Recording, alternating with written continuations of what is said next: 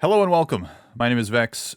Today we are doing another React. It's spooky time, by the way, so if you can't see me, sorry, but you probably didn't want to look at me anyway. Just saying. We're going to be reacting to the newest video from Hell Hades about Godforge stuff. It's a huge 20-minute video, so I'm going to try my best not to bog things down. But in case I do, and this video ends up being like an hour long, get your 1.25 or 1.5 times speed going. Because after this, we're going to take a look at the newest Fateless podcast. Same video. I'm going to keep it all together because there's a portion of the podcast where they talk to this game developer called Dream World Industries or something like that. They're making an MMO called Dream World. They talk specifically about AI, and there's just like a small portion of it that I want to take a look at. I've not watched it. I don't know too much about the game, but I'm interested to see what the people over at Fateless had to say. I'm interested to see what the developers have to say, specifically because I want to know and sort of hypothesize what Fateless might try to take from that, because we have seen that they are not afraid of using AI for concept art. So I'm just throwing that out there. There will be, I'll try to put timestamps down in the description. So click around if you want to skip the things or whatever. Anyway, let's get to it.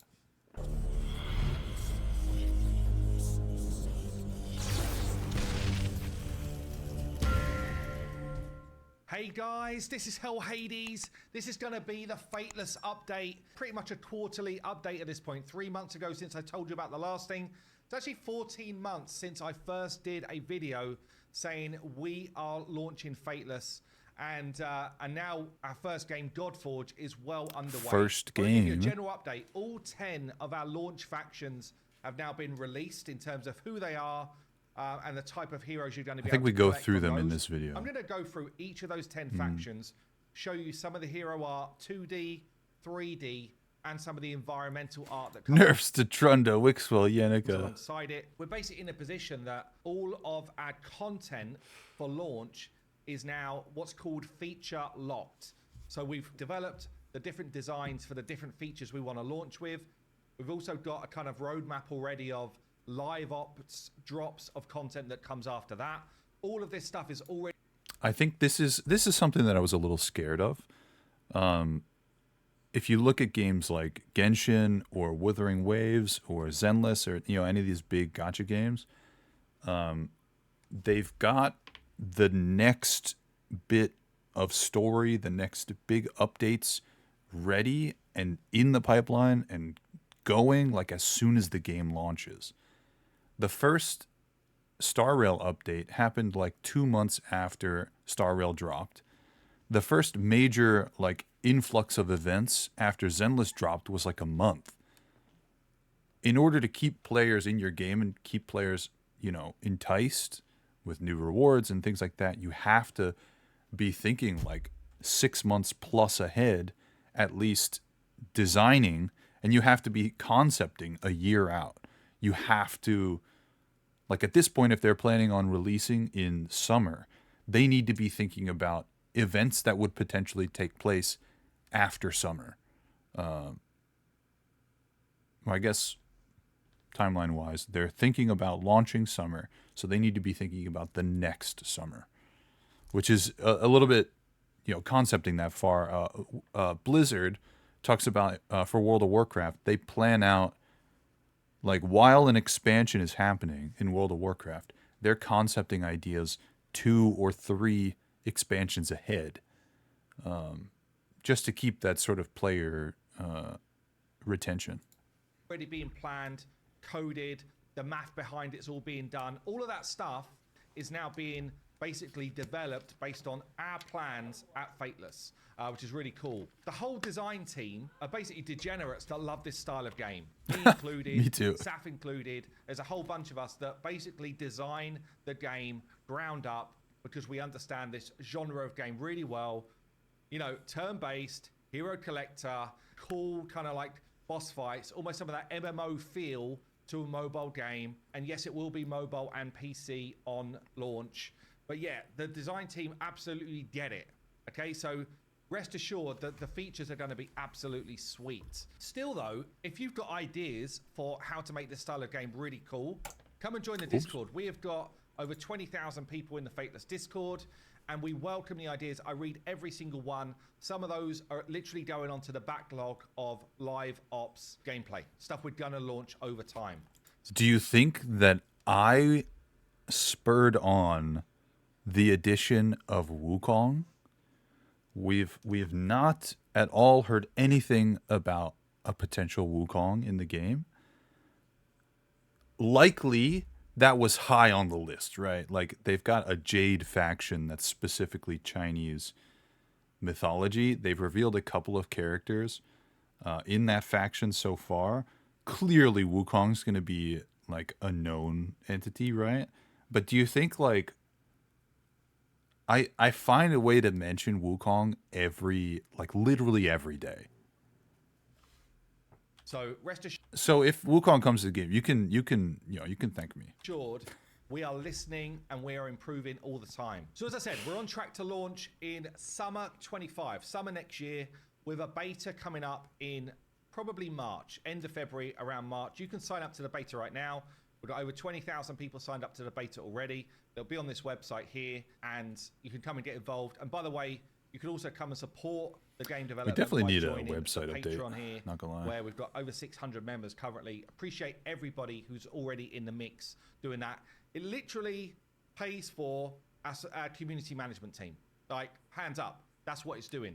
So really appreciate anybody who is in the really mix cool. with that. Now, in terms of like project, we're on track. So we launched the project in its entirety probably 18 months ago, but we started writing code about 14 months ago. We're on track to launch summer 25, which is awesome. We're in this kind of phase right now where we're working with strategic investors. So we did an initial investment round. That's basically how we've been able to build the project to where it is today. And we're moving into the strategic investment round, which we're doing right now. So the leadership team are heavily involved in that, basically to give us the scope to scale to the level that we want to with Fateless. And that's not just with Godforge, but with the vision of multiple games after that. A couple of people That's have like a asked full for game. a Kickstarter. I don't think that a Kickstarter would even be enough or the smart thing to do in this instance, because I don't think that they could give you enough to make it worth it. This type of game, like they can't say, oh, you'll get your guaranteed character that you really like, or like maybe they could do like a beta access or something, but it would just be a crowdfunding at that point with like minimal rewards. They can't do like, oh, we'll put your name in the credits or anything like that. It's not that type of thing. Studio. Now I've got to say, this is the most challenging, most rewarding, most exciting, like awesome venture that I've ever taken on. And I've done some pretty cool stuff now. I've been very fortunate to be in this space, doing obviously the YouTube stuff, building out the HH Gaming brand. And this, for me, surpasses it. But it is tough. Like, it is way beyond what I ever dreamed it would be in terms of complexity to do this type of stuff. Yeah, making a game's hard. To anyone in this space that has developed a good game, or anyone who's developed a game, honestly, so much that goes into it. It's insane. So I'm going to show you a whole bunch of the different assets, the artwork and that today, but there's way more that goes into it than what you're going to see today. We're doing a cinematic. Okay, that's going to be the opening. This I'm excited for about. the game. It is like League of Legends, Valorant, Overwatch quality. That's the quality level. They literally have like the main cinematic director who has worked at Riot and Blizzard working on a cinematic for this game, which is going to be like, it's going to be the things that they show in ads. It's going to be the thing that you see it when you launch the game. Like, it's going to be like super well done to keep Godforge sort of front of mind. And I hope it does a good job of showing like the sort of clash of the different gods.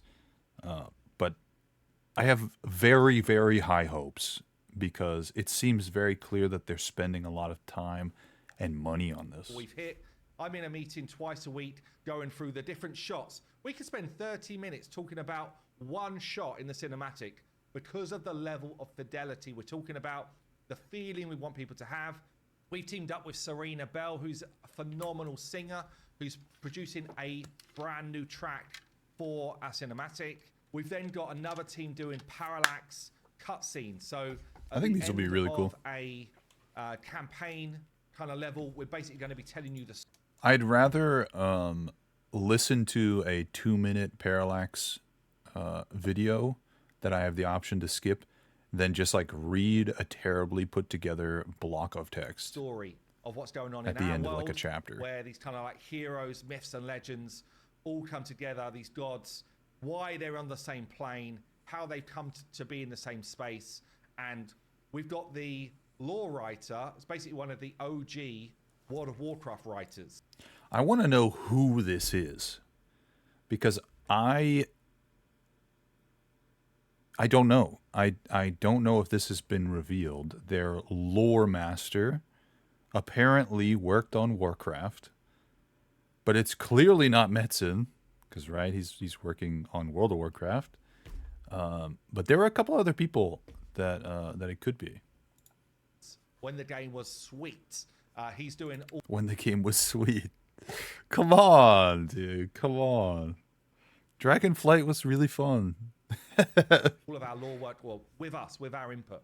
So that's super sweet as well. The parallax scene. I've not even played the new expansion. Kicking off, and we've got a number of them lined up to keep that story going throughout the game. Talking story, anytime we do a big live ops event, it will come with a punch of story. Okay, we want that lore to be alive, and it will be an event. Yeah, we're thinking world bosses. We're thinking kind of like dropping dungeon mutations with basically something where it's like, damn, what's coming next? And that's the type of vibe we want with people playing Godforge. Okay, so we're going to launch with about 250 heroes. That's the plan. About 80 of them have already been built, and a number of the bosses have already been built as well. That's so a lot to go in less than a year. They're all related to or connected to. I wanted to touch on this just for a sec, and I think that I need to put together some information. I have this grand idea of like putting together like a TED Talk presentation on like the pros and cons that I've seen with Godforge, but this is going to take way too long. Basically, I want to see character design in the game that isn't just, oh, hey, we have base, male model X that's super buff, that is, one height, and then they just slap different armor on, a different beard. Oh, they give him pointy ears because he's an elf. And then, like, they say it's good. And then the next one, they make his skin slightly darker. They give him different clothes. There's number 2. Like, the models in Genshin are, like, tall male, short male, tall female, short female, chibi. And that's it.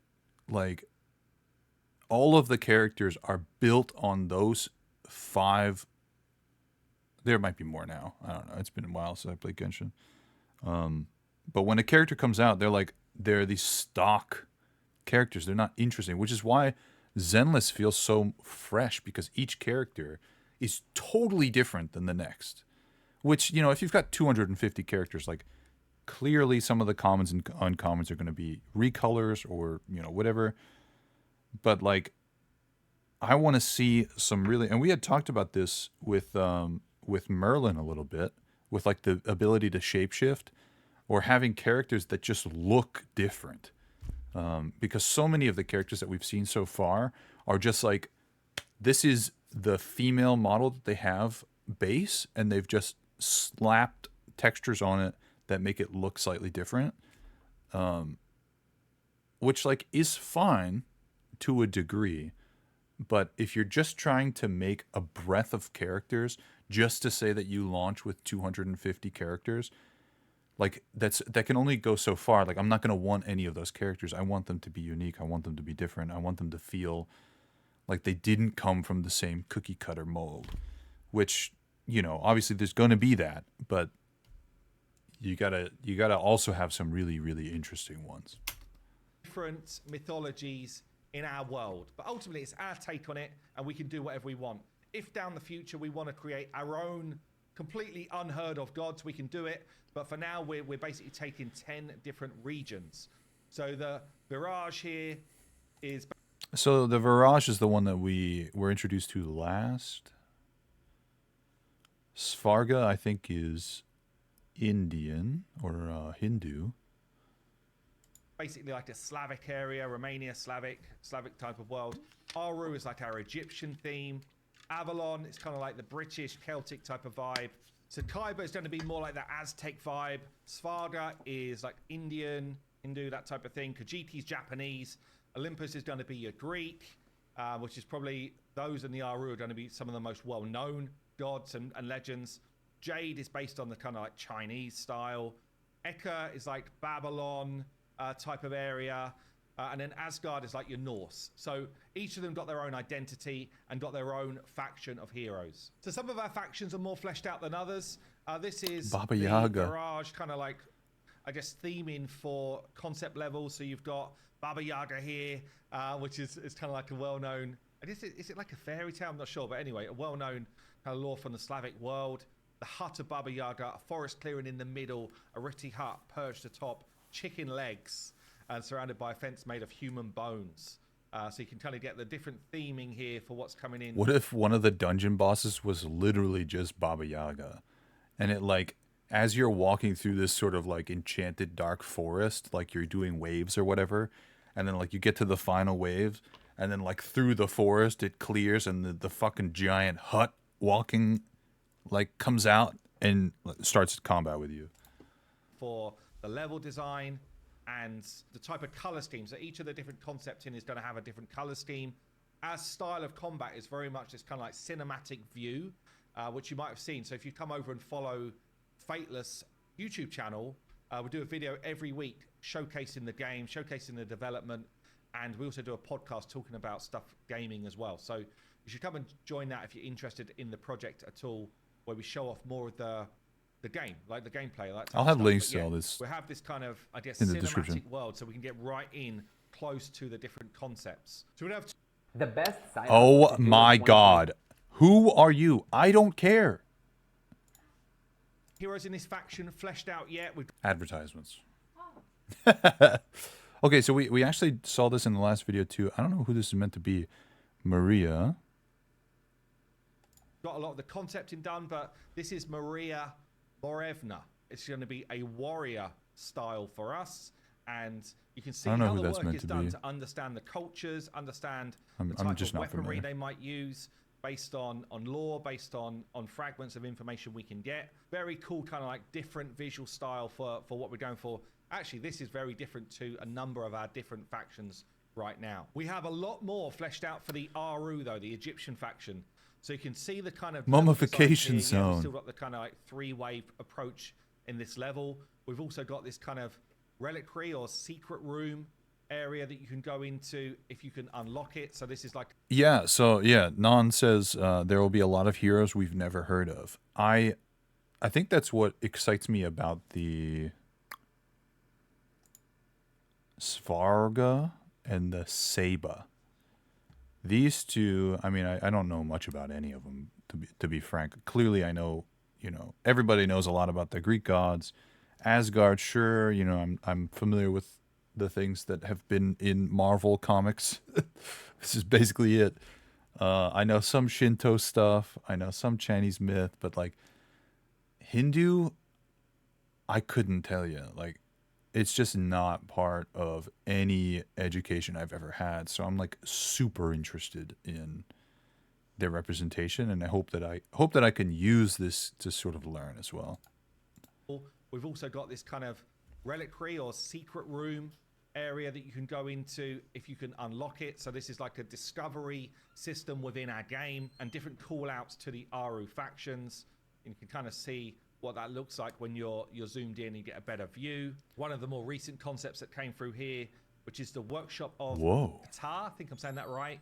Which is very sweet. I really like like that the color portal scheme to the here. Nether. Very, very cool level concept art, which will go into the next level of development. We've got some big hitters in this faction. So this Whoa. is a close-up of Ra. You can see the level of quality of Ra? visual that's going into the workmanship. And this is kind of like almost like magma veins which have been built in to his design. If we actually look at his original concept in a Stargate, see what we're going.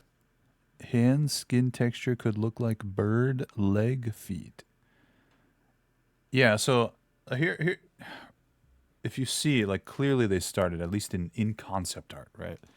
Of, hey, this is our male model that we use as a base character for everything.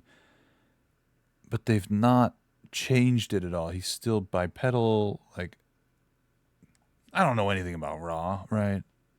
But, like, For with Ra, cool weaponry is I mean, kind it of looks like cool. smoldering feel to his skin as he's got the power of the sun running through his veins. He's literally shedding his skin while he's standing still. So Ra looking very sweet. Maybe Yu-Gi-Oh has warped my some very perspective cool, on what Ra is. Style Apparently, this is a champion, not the Sphinx boss. If this is a champion, this is what I'm talking about. This is totally different than anything else. On, heroes like the Sphinx here, we've gone for a female Sphinx, so different to what you might expect. Generally, I like in the lore, cobra on Sphinxes for helm. Egyptian were female. Trying to remember where the male ones were from, but it was actually a different region. So got a very never-ending stories type of vibe, and the Sphinx is now being modeled into 3D as well, and it looks absolutely maybe there's going to be a phenomenal. boss version of it. Who's looking very, very cool with his kind of like big scythe, and again we've got him in game with VFX popping off already. Kind of get a flavor of what that looks like. Yeah, the Aru faction is really, really looking strong. Mummy. And we take a look at some of the assets now made for the We saw those Avalon last week. factions. This is like that Celtic feel, a lot of greenery, very British, I guess, style with the kind of vibes, lots of forestry, this kind of like Celtic vibe going on some of the statue work. And then we've got that then plays through in the level design. Oh, you can see like the some of knots. Concepts we've done. That's pretty And again, cool. it just kind of like gives you a feel for what the different environments will play and look like. Now, the Avalon is where you get the kind of like King Arthur lore, Lady of the Lake, the Fisher King. This is the concept that was done for the Fisher King, who is I like his pauldrons. This is like I would want my Death Knight to have this armor. Like as a blood tank. basically I'm not sure if it's a protector of the Grail or the one who found the Grail, but ultimately he's dead.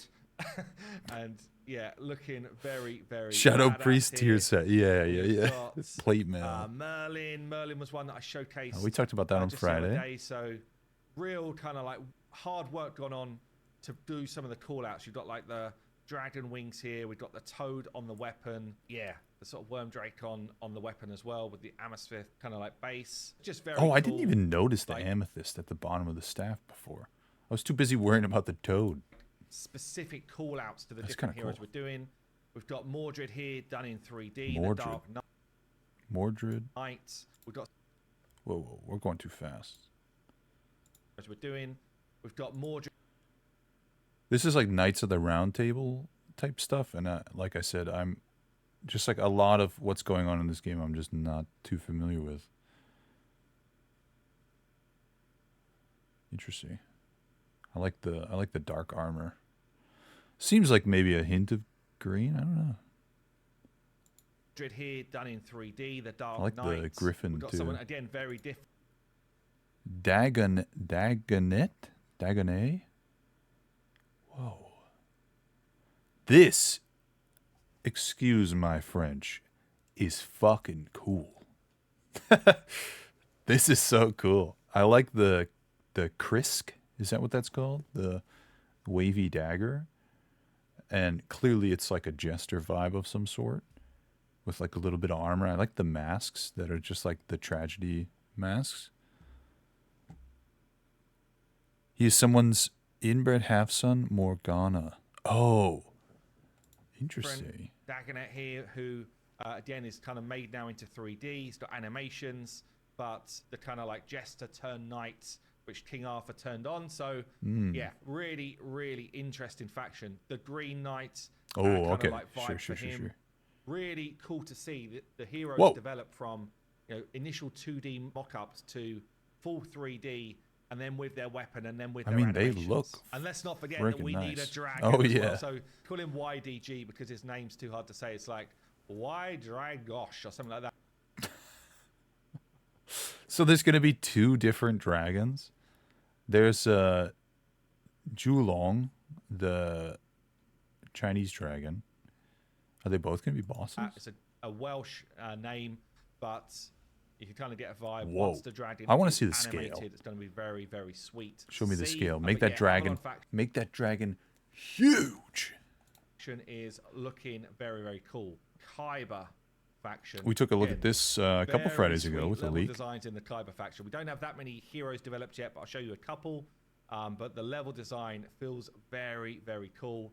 And again, we've really gone into some detail around some of the call outs of the artwork, the buildings, the thatch hut. making sure that we get the right type of materials. Oh, type of the orange fungus. each of these different things. It's back. And we've pushed the limit, I think, on certain assets because if there's not an orange fungus, so if they do, so Fateless can do their own Fateless God Pantheon, right? Faction 11 is original characters. We need orange fungus as a character.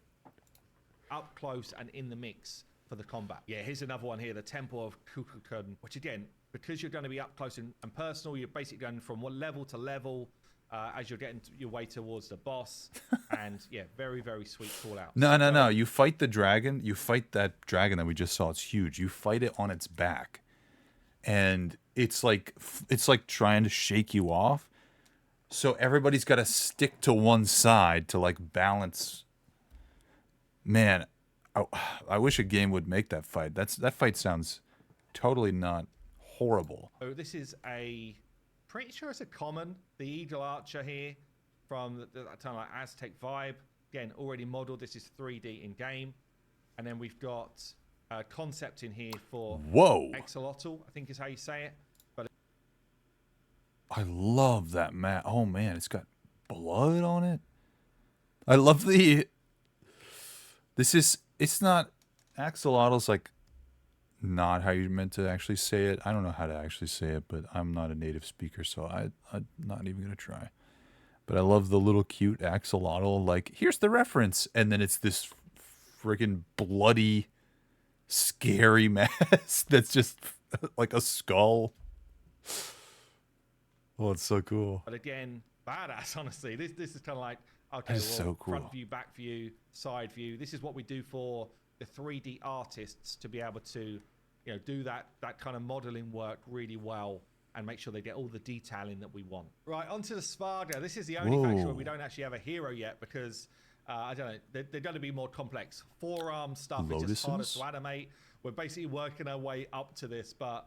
we need a Black Lotus item in the game. Concepting here. Again, making sure we got the right type of call-outs. I mean, the color... Apparently, a good amount of the... Maybe not all of the dev team, but I've seen a couple of the devs mention Magic the Gathering. So if we get anything, I would hope it'd be a Black Lotus reference. It feels sweet to me, but yeah, it's just early days on the Svarga. Compare that to Kajiki, where we are well on our way, honestly, to some awesome stuff. So again, we can kind of look at some of the call-outs for our level designs and trying to make... How it appears in game. Oh, you can barely see it because my big head's in the way.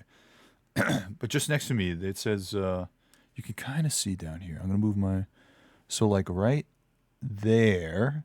There's the shadow of somebody's head, and the dragon is like much, much, much bigger than that. I guess you can see it right in the middle of the damn screen, but it shows like a party here. This is interesting. I wonder if they're going to get right the number of toes.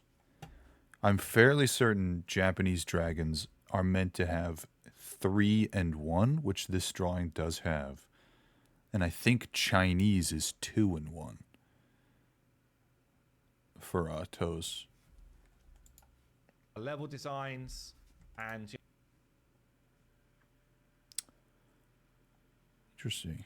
trying to make sure that we keep the right type of visual feel, type of courtyard, how people will be in the mix, and how that looks from like a gameplay type of vibe. And you can see some of the environments now brought into 3D in engine.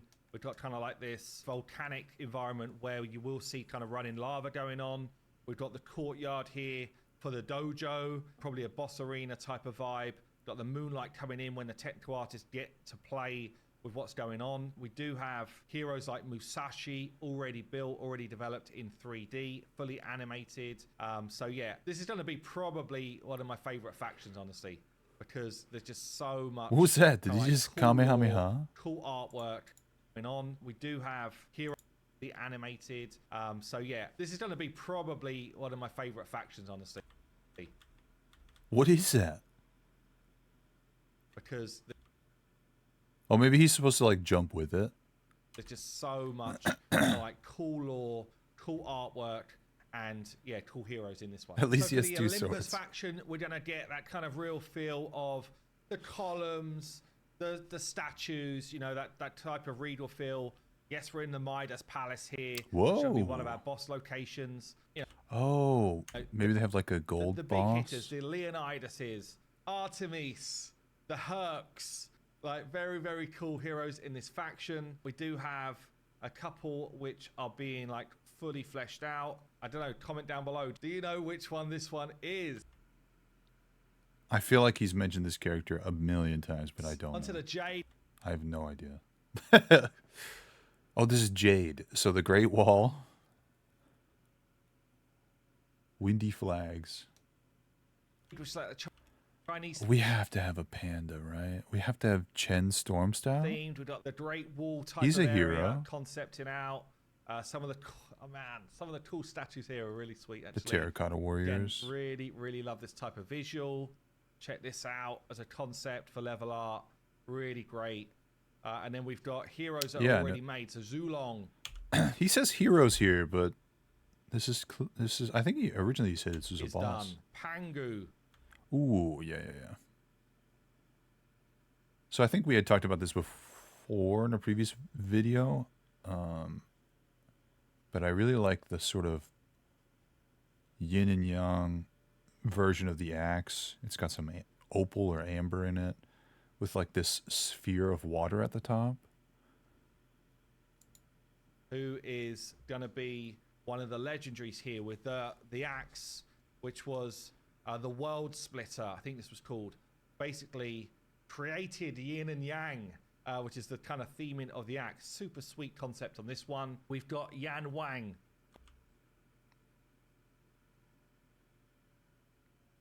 Whoa. Already created with his... I wonder how much the devs have played Dislight. This is a slight derail, but there's another gacha game called Dislight. That's like a modern myths type of game. It, for what it is, it's a pretty fun game. It's just like the rates are horrible and like it's a very predatory type of game. But the character design is really cool. And each character is like a modern like reincarnation of a god from a various myths and legends.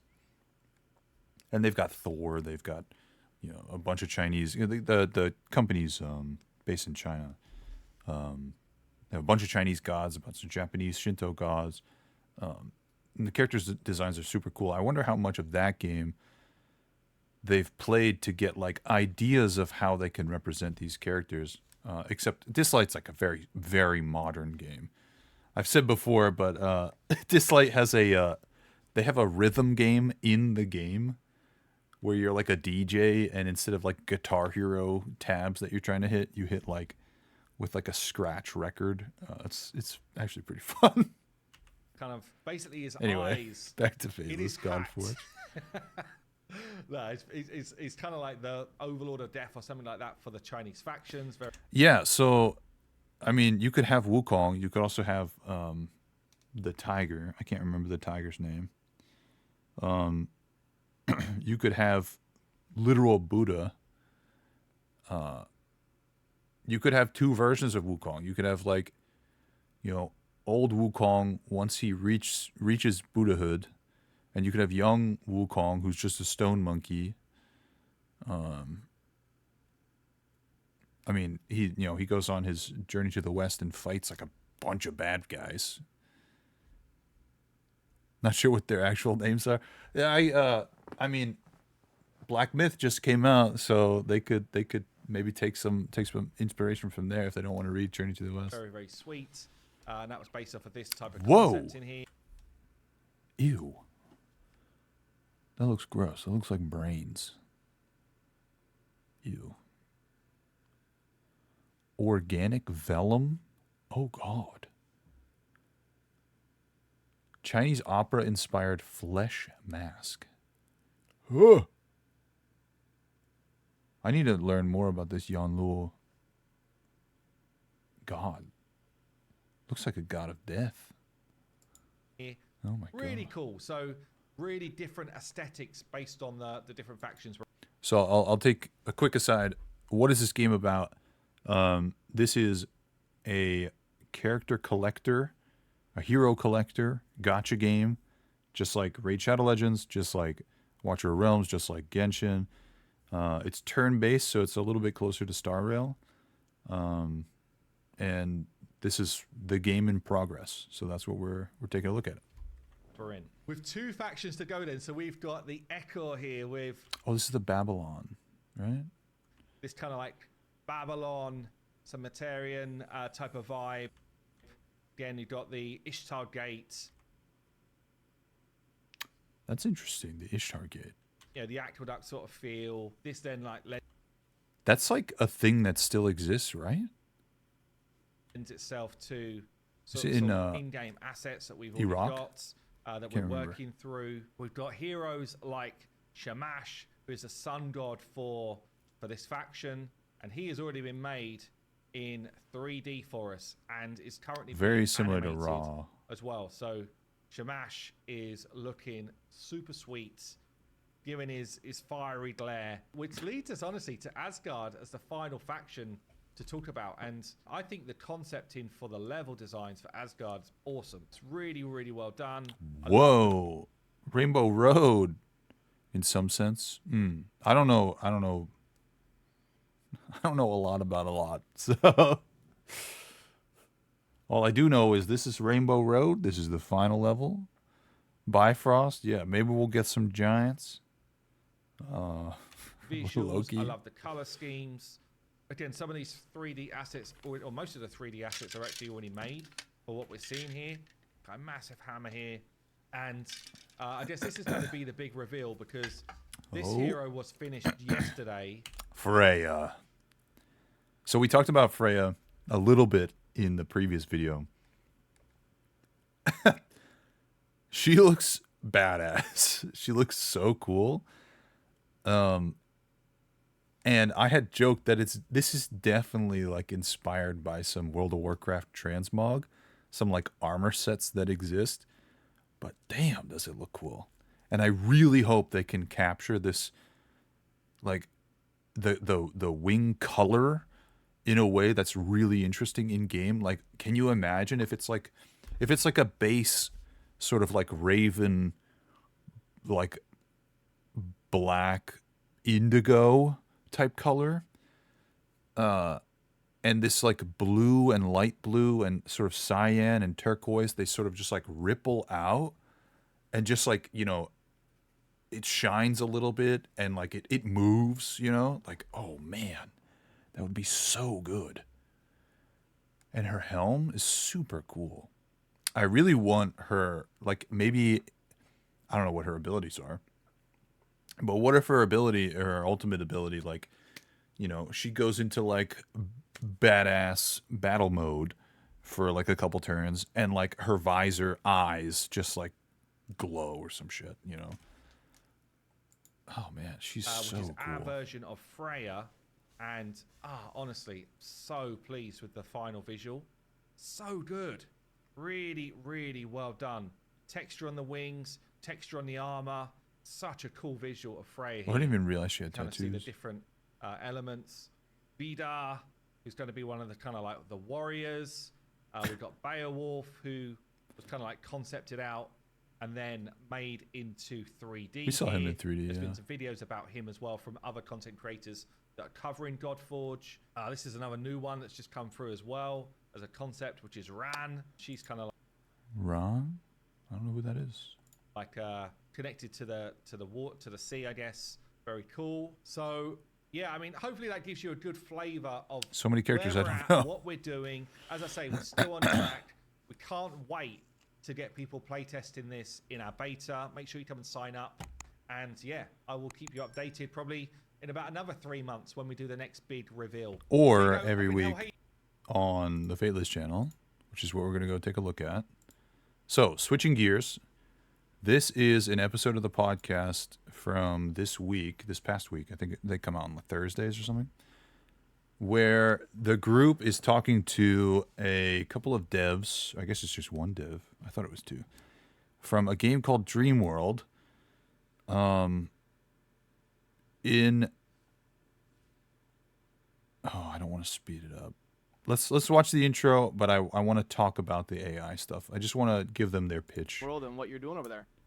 Yeah, really appreciate it. I've not heard this. So. We're something like if Minecraft or Valheim had a baby with World of Warcraft. It's a very kind of creative, open world game, really focused on allowing players to kind of do whatever they want.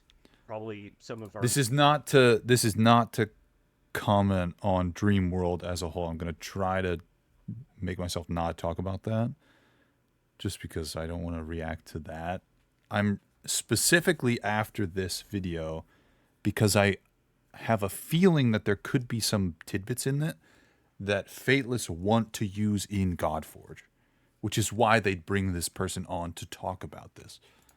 most so it is relevant. notable I features think. are in just letting players Just letting them create give their pitch. absolutely insane things, and then it's a massive world where everyone's playing together. So instead of making things in your own isolated server, you're literally building and playing with thousands of other people. We know what running MMO around is. and seeing what you're up to.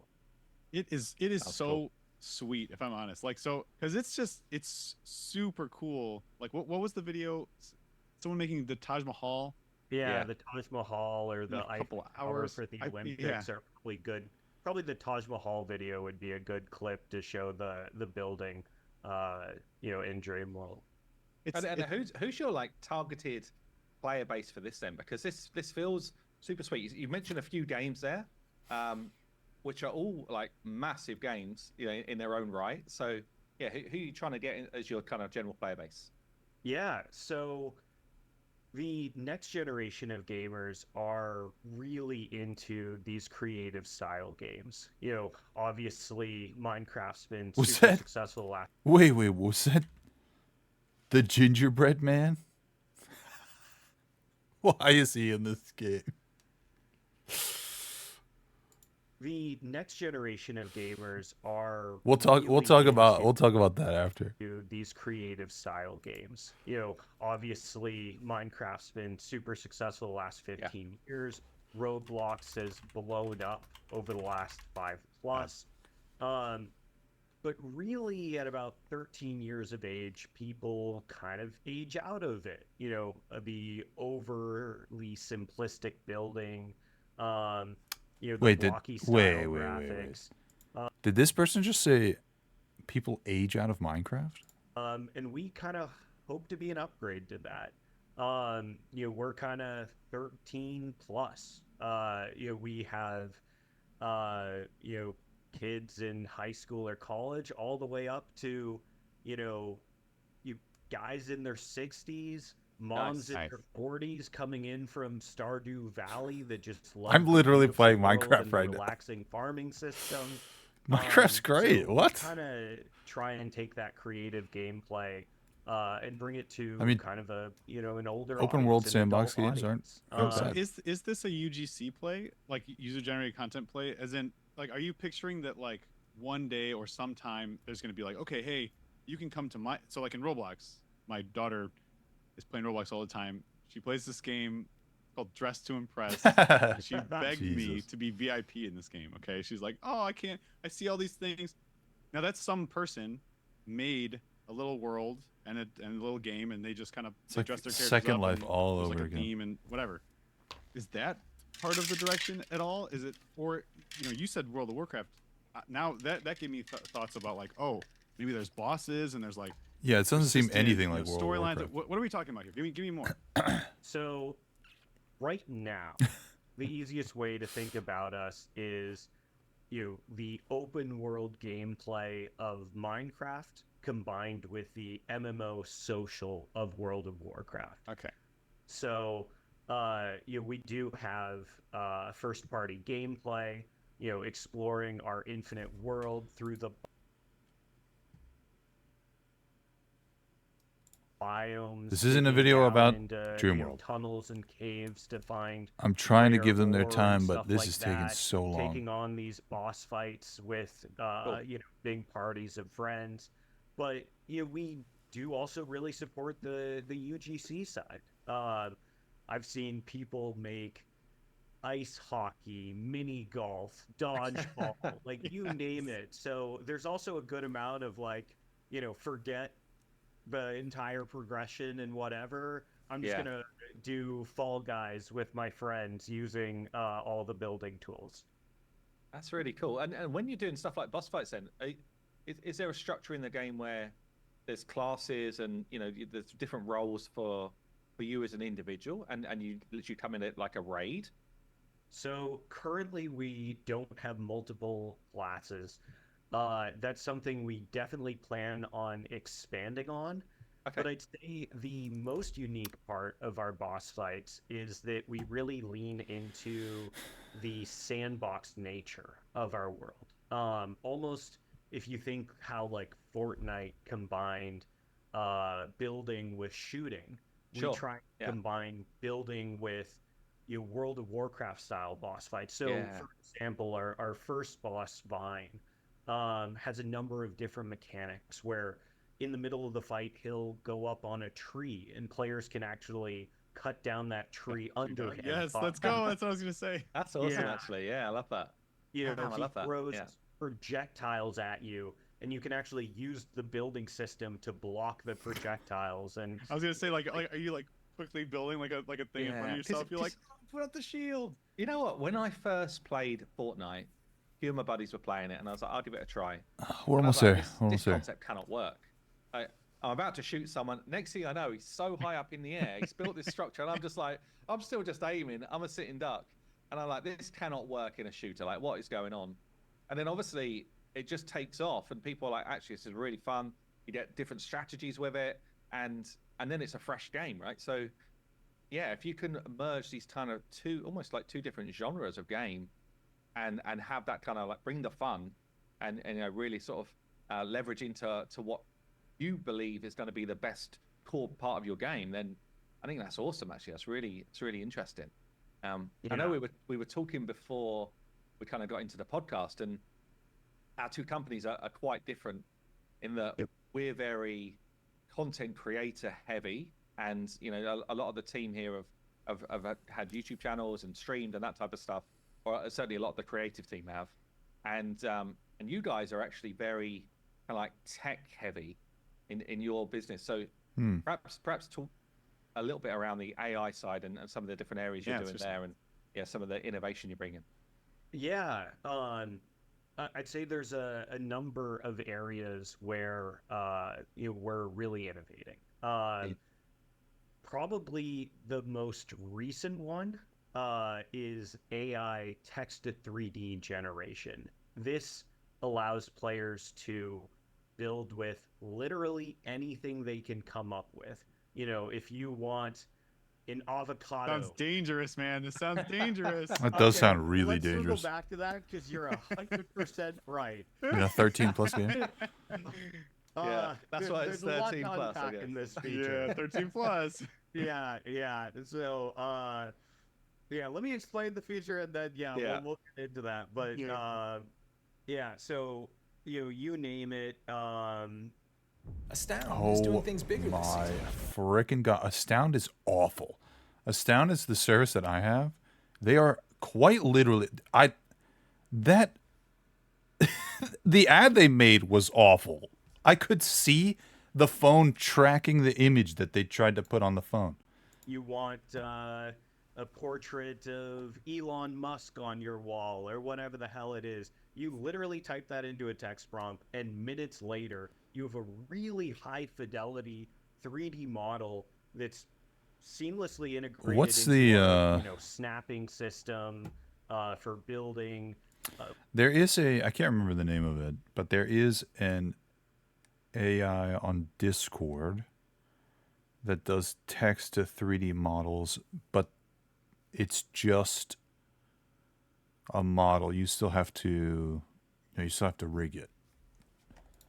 Works with all of our other building tools like copy paste. It's just very seamless and kind of moves from what's been done traditionally, where you package into your game 10 20 3D models and that's the set of pieces that players can build with, to now literally anything they can use and build inside the game. So real quick, I mean, so I keep coming back to this UEFN thing. And basically like the UG, so Unreal Engine Fortnite Network is what that stands for. And Roblox is kind of like, this is like the Fortnite version of Roblox. How hard are you leaning into this? Because I feel like what you just described, if I imagine myself even making a Roblox game, okay, when I go into a Roblox game, it's basically, I don't know if you guys ever tried the editor, but it's basically just like Unity. It's like Unity very light is the best way to describe it. What you're describing is like, if you could build a system around that you could make it so, 13-year-olds could make their own game, like you just said, hockey. That exists. I mean, it's existed for a little while. And pay whatever your coins are. I'm sure but it's like very asset based across the game, so you can do stuff. That would be or, really package cool. based. I mean, I feel like that's like, I don't know how far you're exploring that, but that's like, my brain is just like firing with like, oh man, it'd be so freaking cool. Because I can just make whatever I want, like I just type it in, I'm like, I don't know, I want a big tower that looks like this. They can make I'd Minecraft. say as well, like my brain's going. They can make Redstone. I'm just comparing your game to our game, and obviously they're extremely different.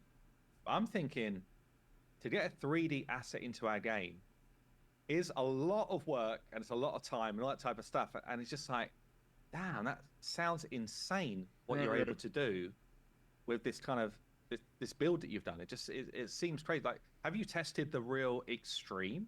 Like, have you gone for like typing in something like absolutely bonkers? Yeah, and see how high quality it's coming out. Well, so it would just come. It would just come out. It can't come out with animations, right? Absolutely bonkers. That I highly recommend guys checking out the video that we just posted yesterday about the AI video. Yeah, literally a dragon is one of the examples. We'll put it down below anyway. But we absolutely will do that. Which I guess is some fine. of the most like ridiculous ones I've seen is like George Washington riding a dragon, flying on like and obviously that's awesome, man.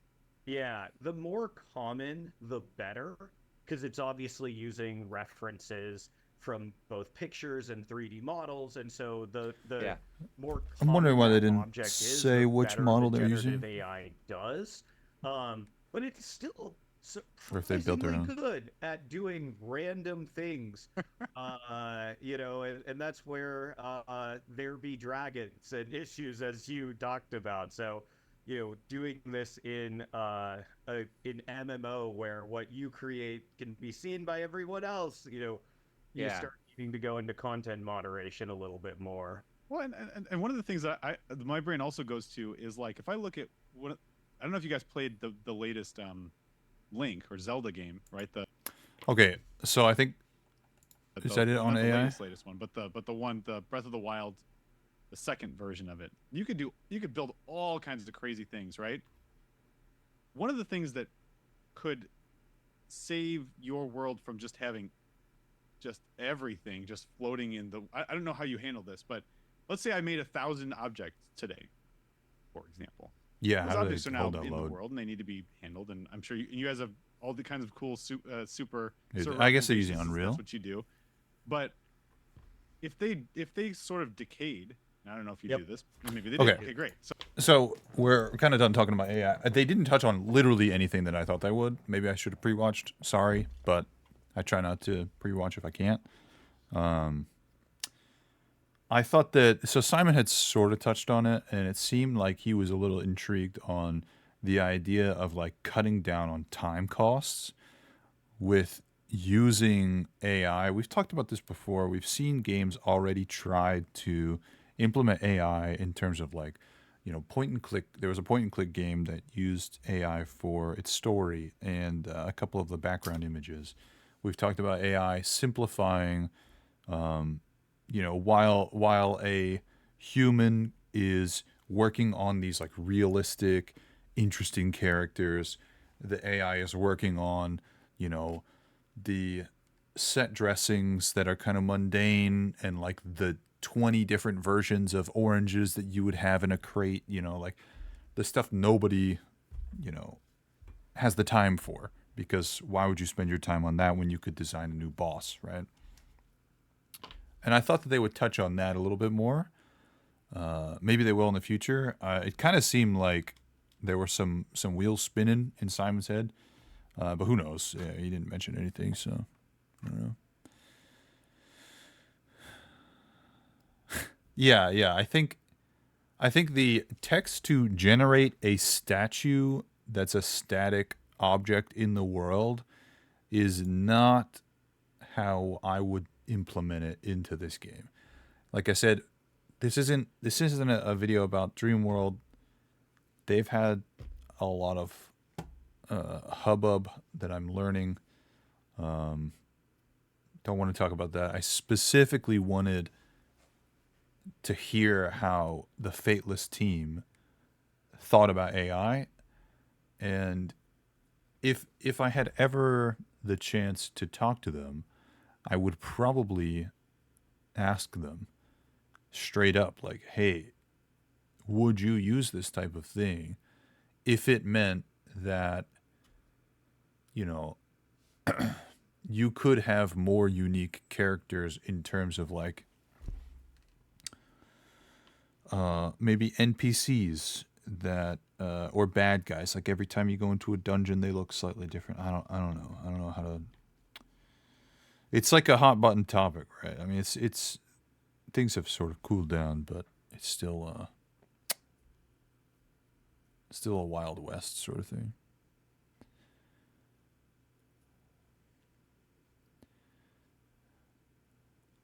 Yeah. The way to do AI for content generation right now is to hire real artists to create a library you train a generative system on. You paid real artists, you got infinite unique art, everyone wins. I still think it's a mundane versus interesting thing, at least like personally. Like I generating smaller things or things that you would need in mass rather than a statue that just sits there. I don't know. I'd be curious to see what the Fateless people had to say about it. What, if at all, they would do to implement it. Like I said at the beginning of the video, they have used it to start with some concept art for various characters, which is sort of like, nonchalant. And clearly they have a ton of artists. They're working with an art company that has like a huge 3D modeling department. I don't know. I'll have to think about this a little bit more. I don't necessarily know if it's a good or a bad thing. I don't really have an opinion one way or the other. In terms of like a hero collector, I don't really know, but I'd be curious to see what they have to say. Anyway, that's gonna do it for this video. Friday's coming up. Friday, so Thursday we get another podcast. So I'll listen to the next podcast, see if there's anything interesting to talk about on Friday. Friday's when we get the next leak. Who knows what it's going to be? Could be a single character. Could be more info on some of the factions that we saw today. Some of the characters that we saw today. Maybe a boss or two. We'll see. So look out for that video. Probably on Saturday. I do all these live. Twitch.tv/vexinglive, where we have a chat going, and I try to chat a little bit, but there's some discussion going on beside the video. So if you want to be a part of that, come check out live. And until next time, thanks for watching. Bye.